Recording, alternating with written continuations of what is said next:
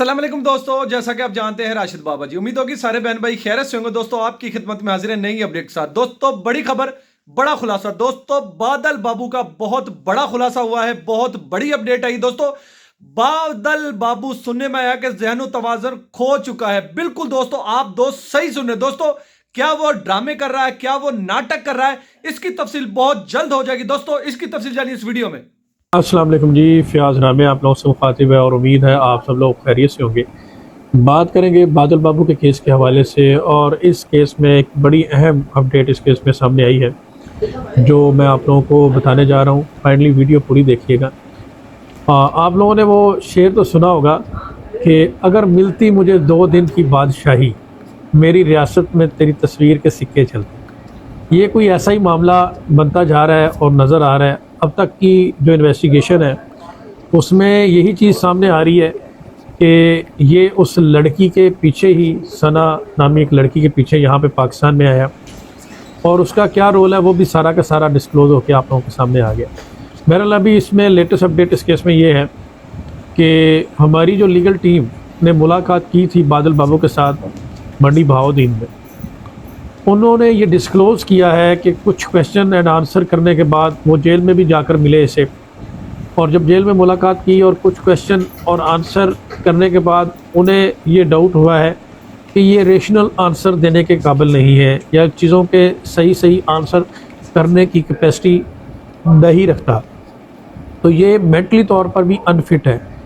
तो इस हवाले से हमने कोर्ट में एप्लीकेशन देने जा रहे हैं कि इसको मेंटली तौर पर इसका साइकेट्रिस्ट से असेसमेंट करवाई जाए, इसकी दिमागी हालत कैसी है, ये मेंटली तौर पे अनफिट है या फिट है। अभी हम इसके बारे में कोई किसी किस्म की एक उसमें ओपिनियन नहीं देने जा रहे, लेकिन अपना एक डाउट हमने आप लोगों के पास रखा है, सामने रखा है, क्योंकि उसकी गुफ्तगू से अंदाज़ा होता है, जिस तरह की वो बात करता है कि जी मैं पाकिस्तान आ गया हूँ, मैं उसके पीछे आ गया हूँ और यहाँ पे रहम किया जाता है और मेरे ऊपर रहम किया जाएगा, मैं पाकिस्तान रहना चाहता हूँ और मैं यहाँ पे उसके साथ शादी करने आया हूँ और यहाँ पे मेरी शादी करवा दी जाएगी और मेरे ऊपर रहम किया जाएगा। तो ऐसी स्टेटमेंट बिफोर कोर्ट, अदालत में खड़े होकर या जेल में वही शख्स दे सकता है जो मेंटली तौर पर स्टेबल ना हो, या कोई बहुत ही, जैसा मैंने आपको बताया, कि दीवाना हो। बहरहाल इसके अलावा और भी बहुत सारी चीज़ें हैं जिसने डाउट क्रिएट किए कि ये मेंटली तौर पे वेल साउंड नहीं है, जिस तरह से एक साउंड माइंड होता है। तो उस हवाले से हम एक एप्लीकेशन देने जा रहे हैं इसको, ताकि इसमें कोर्ट एक साइकेट्रिस्ट या एक मेडिकल बोर्ड कंस्टिट्यूट करे जो इसको जो है वो एग्जामिन करे, और अगर उस हवाले से कुछ चीज़ होगी तो वो डिस्क्लोज़ हो जाएगी। तो इसमें मेरी इनके पेरेंट्स से बात हुई, उन्होंने भी ये कहा कि ये डिप्रेशन वगैरह की और इस तरह की मेडिसिन भारत में भी लेता रहता था, और उसका पूरा डिटेल जो है वो उन्होंने मेरे साथ शेयर की है, उसकी प्रेस्क्रिप्शन और वो सारी चीज़ें उन्होंने शेयर की है। बाकी अभी तक की जो इन्वेस्टिगेशन है, बहुत सारे लोग ये कह रहे थे कि जनाब ये कोई एजेंट है या कोई ऐसा मामला है। तो अब तक की जो आप कह लें कि मोर देन 20 डेज़ की जो इन्वेस्टिगेशन है उसके मुताबिक तो अभी तक ये एजेंट प्रूव नहीं हुआ, और अब तक जो उसने डाटा दिया है उसके मुताबिक तो ये एक मोहब्बत का ही मैटर लग रहा है। और अगर ऐसा है तो फिर हम यहाँ पे डिस्क्लोज़ कर रहे हैं कि 24 जनवरी को हमने यहाँ पे जाना है, तो मैं उस लड़की की मदर और उससे ये कहूँगा कि वो तैयार रहें, हम आ रहे हैं, और एक स्ट्रॉन्ग लीगल एक्शन उनके अगेंस्ट भी होगा, क्योंकि पाकिस्तान के कानून के मुताबिक वो भी बराबर के मुलज़म है। उन्होंने उसे एक रास्ता दिखाया, यहाँ पर बुलाया, पाकिस्तान की सिक्योरिटी को ब्रीच किया, और यहाँ पे मेरे बहुत सारे भाई बैठ के इस बात का लेक्चर दे रहे थे कि ये पाकिस्तान की सिक्योरिटी को ब्रीच किया गया, ये कोई मजाक नहीं है। तो मैं बिल्कुल आपकी बात से एग्री करता हूँ, पाकिस्तान की सिक्योरिटी को ब्रीच करना कोई मजाक नहीं है। इस पे जो सिक्योरिटी कंसर्न है, हम उनके अगेंस्ट भी एक लीगल एक्शन लेंगे कि वो क्या सोए हुए थे जब इसने इलीगल ट्रेसपास किया, तो उसके ऊपर भी एक कमेटी बनेगी और वो लोग भी, उनके अगेंस्ट भी एक डिसिप्लिनरी एक्शन होगा। और ये जिस खातून ने इसे बुलाया है उसकी तो नींदें उड़ने वाली हैं। जैसे ही हम मंडी बहाउद्दीन पहुँचेंगे, मैं वहाँ पे जो पुलिस ऑफिसर हैं जो उसको इन्वेस्टिगेट कर रहे हैं उनसे भी हमारी मुलाकात होगी, और उसको हम इन्वेस्टिगेशन में शामिल करवाएंगे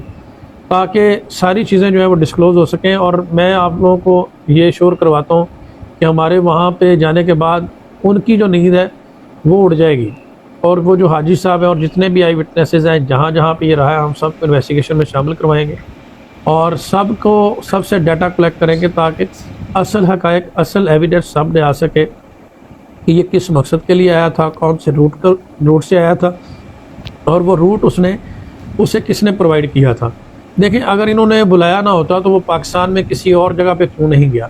वो मंडी बहाउद्दीन क्यों गया, उस लड़की के घर ही क्यों गया और उस लड़की की मदर को अपनी माँ क्यों कहता रहा और उसकी खातिर उसने रिलीजन इस्लाम क्यों कबूल किया, उसने कोई और रिलीजन क्यों नहीं अडॉप्ट किया, क्यों उसने अपना मज़हब तब्दील किया। तो ये सारी चीज़ें जो हैं वो एक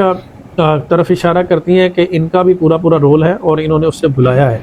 और इनके बुलाने पर वो वहाँ पे आया और इनके घर पे रहता रहा। और जब आप जानते हैं कि पाकिस्तान के इदारे कोई आप कह लें कि कोई सोए तो नहीं हुए, विजिलेंट इंस्टीट्यूशन है, जब उन्हें पता चल गया कि एक इलीगल ट्रेसपासर यहाँ पे रह रहा है और अपने आप को सेव करने के लिए ये स्कून से पतली गली से निकल गए और इसे इन्होंने बड़ी सफाई के साथ अरेस्ट करवा दिया और इसको बिहाइंड द बार भेज दिया और बड़े आराम से ये कह दिया कि जनाब हमारा तो कोई रिलेशनशिप नहीं है, हमारा तो कोई किसी किस्म का ताल्लुक नहीं है, ना हमें पता कौन सी कोई फेसबुक आईडी से बात हुई है, ना हमें कोई हमारे पास कोई मोबाइल है, ना हमें किसी किस्म की कोई और इन्फॉर्मेशन है, हमारा तो इससे ताल्लुक ही नहीं है। जबकि सराउंडिंग सर्कमस्टांसेस और सारे एविडेंस इस बात को क्लियर कर रहे हैं कि ये डायरेक्टली उसके साथ कॉन्टैक्ट में थे। ये चीज़ें मुख्तलिफ एविडेंस से इस्टेब्लिश हो रही हैं और इनकी लोकेलिटी के लोग जो इनके नेबर्स हैं, जो सराउंडिंग में इनके लोग हैं, वो भी इस चीज़ की गवाही दे रहे हैं कि ये बार बार जिसके पास लड़का काम करता रहा है और विटनेसेस भी बताते हैं कि ये इनके घर पे ही रहता रहा है, ये खातून ही उन्हें मुलाजमत पर रखवा कराई है और इन्होंने इसे झांसा दिया हुआ था कि वो शादी कर लें। तो ऐसे किसी को ट्रैप करके बुलाना और पाकिस्तान की सिक्योरिटी ब्रीच करना और उसको अबेट करना, एड प्रोवाइड करना, तो ये भी बराबर के मुलज़म है। इसे हम बिल्कुल भी स्पेयर नहीं करेंगे कि ये उसको पूरा शेल्टर देने के बाद उसको कंसील भी किया, उसको अबेटमेंट करने के बाद उस ऑफेंस को कंसील भी किया और अब ये कहें कि जनाब हमारा कोई रोल नहीं है। बहरहाल ये दो चीज़ें होने जा रही हैं। एक तो हम इनके against legal action, strong legal action लेंगे और इनको बिल्कुल भी स्पेयर नहीं करेंगे ताकि एक फेयर ट्रायल की जो मैंने बात की है वो पूरा हो सके और असल हक़ाइक़ लोगों के सामने आ सके। और दूसरी बात, मेडिकल एग्जामिनेशन भी हम इसलिए करवा रहे हैं कि ये क्लियर हो सके कि ये चीज़ ये मेडिकली फ़िट है या नहीं है और अगर मेडिकली अनफिट साबित होता है तो फिर इस केस के क्या सर्कमस्टांसेस होंगे वो हम बाद में आपसे डिस्क्लोज़ करेंगे और अगर फिट साबित होता है तो फिर क्या होंगे वो भी हम आपसे मेडिकल रिपोर्ट आने के बाद उसको करेंगे। फॉर द टाइमिंग चीज़ों को क्लियर और ट्रांसपेरेंट करने के लिए हम ये स्टेप लेने जा रहे हैं और ये दो स्टेप हम लेने जा रहे हैं। तो ये 24 जनवरी का जो दिन है उसमें कुछ और भी कार्रवाइयाँ हैं, इंशाल्लाह वो सरप्राइज़ रहेगा। बाकी जो लोग ये कह रहे थे कि बेल के हवाले से या दीगर चीज़ें, उसके लिए मैं एक अलग वीडियो बनाऊँगा और आप लोगों को अपडेट करूँगा। हमने जो बात की है राइट ऑफ फेयर ट्रायल की, वो इंशाल्लाह हम इसे दिलवा के रहेंगे और ट्रांसपेरेंट जो एक प्रोसीजर है उसके ऊपर किसी किस्म का कोई कंप्रोमाइज़ नहीं होगा। और